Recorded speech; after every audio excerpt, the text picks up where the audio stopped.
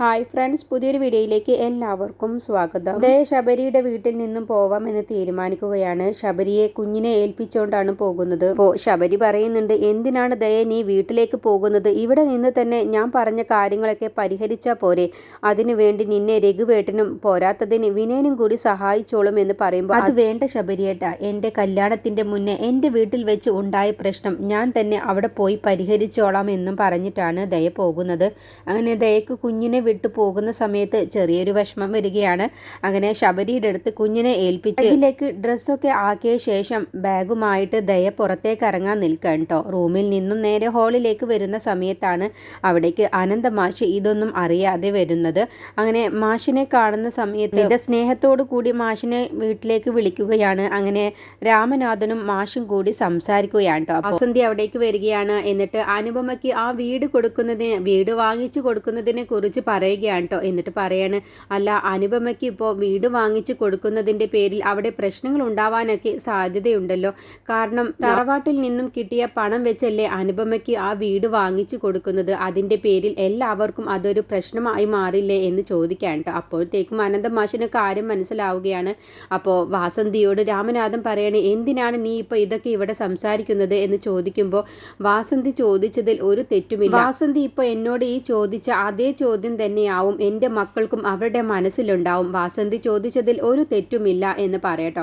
അങ്ങനെ എൻ്റെ മക്കളുടെ മനസ്സിലും അങ്ങനെ ഒരു സംശയം ഇല്ലാതിരിക്കില്ല എന്നൊക്കെ പറഞ്ഞ് സംസാരിക്കുമ്പോഴാണ് ദയ വരുന്നത്. അങ്ങനെ ദയ ബാഗുമായിട്ട് വരുന്ന സമയത്ത് അവരൊക്കെ അതിശയിച്ച് നിൽക്കാൻ കേട്ടോ. അപ്പോൾ മാഷും ചോദിക്കുന്നുണ്ട്, എന്താ മോളെ ബാഗുമായിട്ട് വരുന്നത് എന്ന് ചോദിക്കുമ്പോൾ, ഞാൻ അച്ഛൻ്റെ കൂടെ വീട്ടിലേക്കുണ്ട് എന്ന് പറയട്ടോ. അപ്പോൾ എന്താ മോളെ, എന്താ പ്രശ്നം എന്ന് ചോദിക്കുമ്പോൾ, ഒരു പ്രശ്നവുമില്ല എന്ന് പറയട്ടോ. അപ്പോൾ ശബരി കൂടി കുഞ്ഞുമായിട്ട് വരികയാണ്. എന്നിട്ട് ശബരിയോട് ചോദിക്കുകയാണ്, ശബരി എന്തെങ്കിലും പ്രശ്നമുണ്ടോ എന്ന് ചോദിക്കുമ്പോൾ, ഒരു പ്രശ്നവുമില്ല, ദയ കുറച്ച് കാര്യങ്ങൾ ചെയ്തു തീർക്കാൻ വേണ്ടിയിട്ടാണ് ഇപ്പോൾ വീട്ടിലേക്ക് വരുന്നത് എന്ന് പറയും. ദയ വരുന്നതിന്റെ മുന്നേ വാസന്തി മാഷിനോട് ചോദിക്കുന്നുണ്ട് സ്വത്തിന്റെ കാര്യങ്ങളെക്കുറിച്ച് സംസാരിക്കുമ്പോൾ, ദയക്ക് വേണ്ടിയിട്ടാണ് ശബരി കമ്പനിയിലേക്ക് ചെലവാക്കേണ്ടിയിരുന്ന 20 ലക്ഷം രൂപ ആ നിധിന് കൊടുത്തത് എന്ന് പറയുന്നുണ്ട് കേട്ടോ. അപ്പോൾ അത് തിരിച്ചു കൊടുക്കണ്ടേ എന്ന് ചോദിക്കുന്ന സമയത്ത്, അത് കടമായിട്ടാണ് ശബരി അങ്ങനെ ചെയ്തത് എന്ന് പറയുമ്പോൾ രാമനാഥൻ പറയുന്നുണ്ട്, അതിനെന്താ, ആ 20 ലക്ഷം രൂപ ദയയുടെ പേരിലേക്ക് അക്കൗണ്ടിലേക്ക് വരുന്ന തുക അതങ്ങ് കൊടുത്താൽ കാര്യം തീരാവുന്നതല്ലേ ഉള്ളൂ എന്ന് പറയുന്ന സമയത്താണ് കേട്ടോ ദയ ഇത് കേട്ടോണ്ട് വരുന്നത്.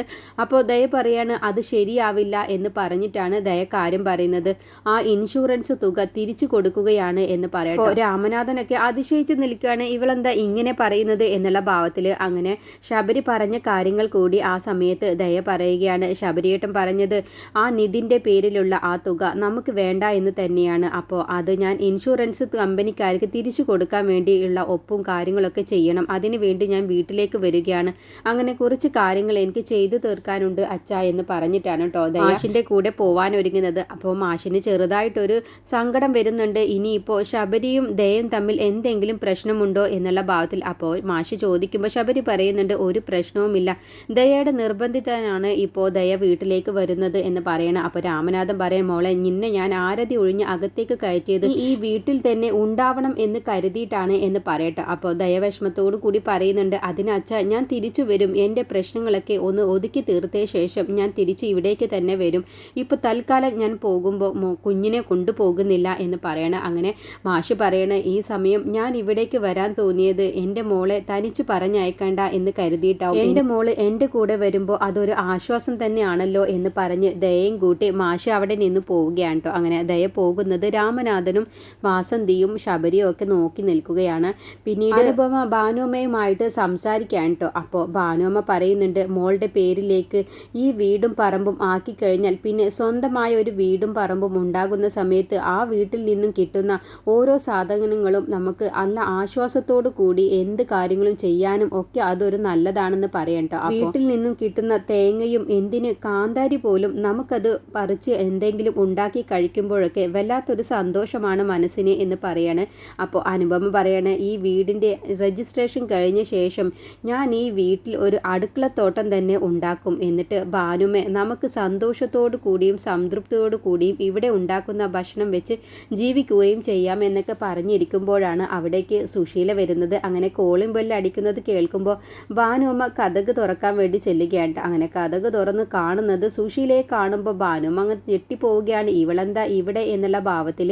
അങ്ങനെ ഭാനുമ്മ ചോദിക്കുകയാണ്, ചോദിക്കുകയാണ്, അല്ല എന്താ സുശീല, നിന്റെ വല്ലതും ഇവിടെ മറന്നു വെച്ചിട്ടുണ്ട്? അല്ല നീ ഇവിടേക്കൊന്നും വരില്ലല്ലോ, പിന്നെ എന്തിനാണാവോ ഈ വരവിൻ്റെ ഉദ്ദേശം എന്ന് പറയാണ്. അപ്പോൾ സുശീല പറയണ, ആ മൂദേവി എവിടെ? ആ മൂദേവിയെ കണ്ട് എനിക്ക് സംസാരിക്കാൻ. നിങ്ങൾ ഇവിടെ ഈ വീട്ടിൽ കാവലായിട്ടുണ്ടല്ലോ, അതുകൊണ്ടാണ് ആ മൂദേവി കണ്ടവരെയൊക്കെ വീട്ടിലേക്ക് വിളിച്ച് കയറ്റുന്നത്. നിങ്ങൾ എന്തിനും ഏതിനും സപ്പോർട്ടായിട്ട് നിൽക്കുകയല്ലേ എന്ന് പറയട്ടെ. അത് കേൾക്കുമ്പോൾ ഭാനുമക്ക് അങ്ങ് ദേഷ്യം വരികയാണ്. ദേ സുശീല, നീ വായ തോന്നിയതെങ്ങാനും ഇവിടെ വന്ന് വിളിച്ചു പറഞ്ഞാലുണ്ടല്ലോ, എനിക്ക് വേറെ ജോലിയുണ്ട്. നീ എന്തിനാ വന്നത് എന്ന് വെച്ചാ കാര്യം പറ. എനിക്ക് ആ മൂദേവിയോടാണ് രണ്ട് സംസാരിക്കാനുള്ളത്, അവളെ ഇങ്ങോട്ട് വിളിക്കുക എന്ന് പറയട്ടോ. അപ്പോൾ ഭാനുമ പറയാ, ദേ സുശീല, അനുപമയുടെ വീട്ടിൽ കയറി വന്ന് അവളെ മൂദേവി എന്നൊക്കെ വിളിച്ചാലുണ്ടല്ലോ എന്ന് പറയുമ്പോൾ, അവൾ എന്താ വിളിച്ചാൽ എന്നെ മൂക്കി കയറ്റി കളയുമോ? മര്യാദയ്ക്ക് അവളെ വിളിച്ചോ, അല്ല എന്നുണ്ടെങ്കിൽ ഞാനിപ്പോൾ അകത്തേക്ക് കയറി വരുമെന്ന് പറഞ്ഞ് അകത്തേക്ക് കയറാൻ വേണ്ടി ഒരുങ്ങുമ്പോഴത്തേക്കും അനുപമ വരികയാണ് കേട്ടോ. അപ്പോൾ അനുപമ തേങ്ങ പൊളിക്കുന്ന സമയത്താണ് ഭാനുമയുമായി സംസാരിക്കുമ്പോഴാണ് ഇങ്ങനെ ഒരു സുശീല വന്ന് കയറുന്നത്. അപ്പോൾ തേങ്ങ പൊളിക്കുന്ന കത്തിയുമായിട്ടാണ് അനുപമ പുറത്തേക്ക് സുശീലയുടെ സംസാരം കേട്ട് വരുന്നത്. അങ്ങനെ സുശീല അനുപമയുടെ കയ്യിലുള്ള വെട്ടുകത്തി കണ്ട ഉടനെ തന്നെ സുശീല പെട്ടെന്ന് അങ്ങ് മാറി നിൽക്കുകയാണ്. എന്നിട്ട് പേടിച്ച പോലെ അങ്ങ് നിൽക്കാൻ കേട്ടോ. പെട്ടെന്ന് അനുപമയുടെ കയ്യിലുള്ള ആ വെട്ടുകത്തി കാണുന്ന സമയത്ത് സുശീല ഒന്നങ്ങ് പതറുന്നുണ്ട്. എന്നിട്ട് അനുപമ ചോദിക്കുകയാണ്, എന്തിനാണ് നിങ്ങൾ വന്നത് എന്ന് ദേഷ്യത്തിൽ ചോദിക്കുകയാണ്. എന്നിട്ട് അനുപമ പറയാണ്, ഈ വീട്ടിലുണ്ടായിരുന്ന മൂദേവി ഒഴിഞ്ഞു പോയി, ഇനിയിപ്പോൾ ഈ വീട് എൻ്റേതാണ്, എന്താണ് നിങ്ങൾക്ക് വേണ്ടത്? അപ്പോൾ സുശീല പറയാണ്, അതിന് ആദ്യം ഈ വീട് നിന്റെ പേരിൽ നിന്റെ അച്ഛൻ എഴുതി തരട്ടെ, എന്നിട്ട് മതി ഈ നെഗളിക്കല് എന്ന് പറയട്ടോ. അപ്പോൾ അനു പറയാണ്, അതിന് നെഗളിക്കാൻ വേണ്ടി ഞാൻ നിങ്ങളുടെ അടുത്തേക്കൊന്നും വന്നിട്ടില്ലല്ലോ, ഇങ്ങോട്ട് വന്നാലേ ഇതൊക്കെ കാണേണ്ടി വരും എന്ന് പറയട്ടോ. അപ്പോൾ സുശീല പറയും, എന്താടി നീ എന്നെ വെട്ടുകത്തി കാണിച്ച്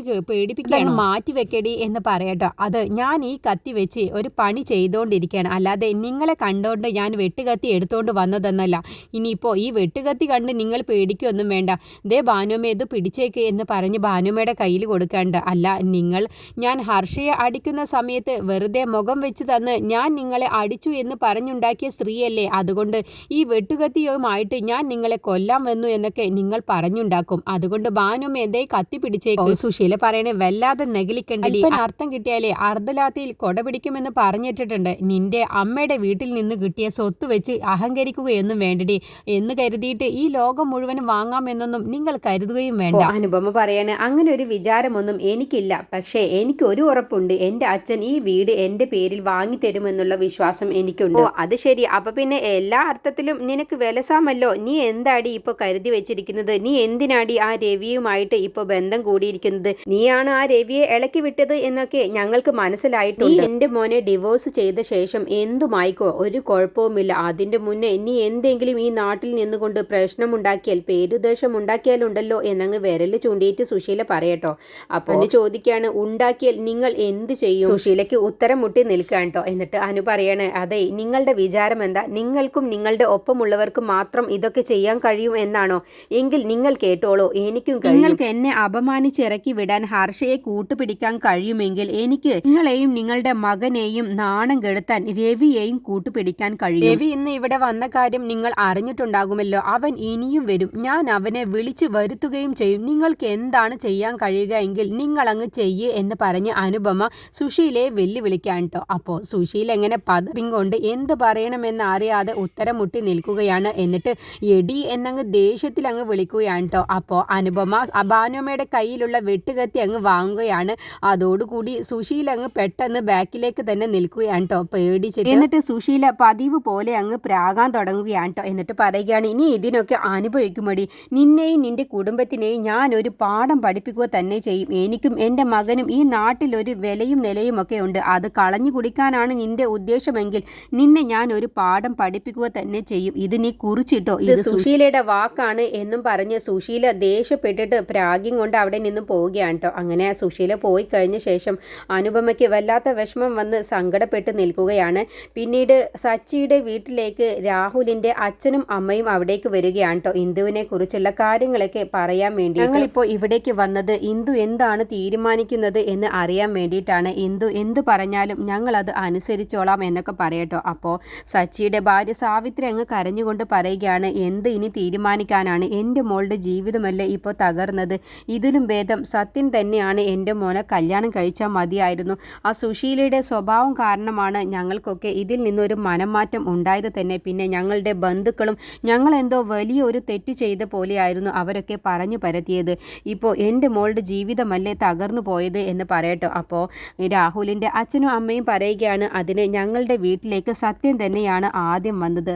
സത്യനാണ് രാഹുലിനോട് ഇന്ദുവിനെ കല്യാണം കഴിക്കുമോ എന്നുള്ള കാര്യം ചോദിച്ചതും ആ സമയത്തൊന്നും ഞങ്ങൾ അതിൽ നിന്ന് സമ്മതം പറഞ്ഞതല്ല. പക്ഷേ ഞങ്ങളുടെ രത്നപ്രഭ ഇതിൽ ഇടപെട്ടത് കൊണ്ടാണ് ഞങ്ങൾ പിന്നെ മനസ്സില്ലാ മനസ്സോടെയാണെങ്കിലും ഇതിനങ്ങ് സമ്മതിച്ചത്. പിന്നെ രത്നപ്രഭയെ എൻ്റെ രാഹുൽ അമ്മയുടെ സ്ഥാനത്താണ് കണ്ടിരുന്നത്. അവൾ ഒരു വാക്ക് പറഞ്ഞിട്ട് അതിൽ നിന്ന് പിന്മാറാൻ പിന്നെ അവന് കഴിഞ്ഞില്ല. അപ്പോൾ അവൻ സ്നേഹിച്ചുകൊണ്ടിരിക്കുന്ന മൃദുലയെ അവന് ഒരു നിമിഷത്തേക്ക് മറന്നത് കൊണ്ടാണ് ഇങ്ങനൊരു വിവാഹം നടന്നത് എന്നൊക്കെ പറയട്ടോ. അപ്പോൾ സാവിത്രി പറയണ, അതിന് കല്യാണം കഴിഞ്ഞ അപ്പം തന്നെ അവൻ പോയില്ലേ അവളുടെ അടുത്തേക്ക്. എൻ്റെ മോളുടെ ജീവിതമല്ലേ ഇതോടുകൂടി തകർന്നത്, എൻ്റെ മോളുടെ ജീവിതമല്ലേ തകർന്നു നിൽക്കുന്നത് എന്നൊക്കെ സാവിത്രി വിഷമത്തിൽ പറയുമ്പോൾ സച്ചി പറയാണ്, നീ ഇങ്ങനെ സങ്കടപ്പെടേണ്ട കാര്യമൊന്നുമില്ല. ഇതിലിപ്പോൾ നമ്മൾ ഇന്ദുവുമായി സംസാരിച്ച് ഒരു തീരുമാനം എടുക്കാൻ പോവുകയാണ് എന്ന് പറയട്ടോ. അങ്ങനെ ഇന്ദുവും രാഹുലും തമ്മിൽ ഇനി ഒരുമിച്ച് ജീവിക്കേണ്ട എന്നുള്ള ഒരു തീരുമാനത്തിലായിരിക്കും സച്ചിയും കുടുംബവും ഇന്ദുവും തീരുമാനിക്കാൻ പോകുന്നത്.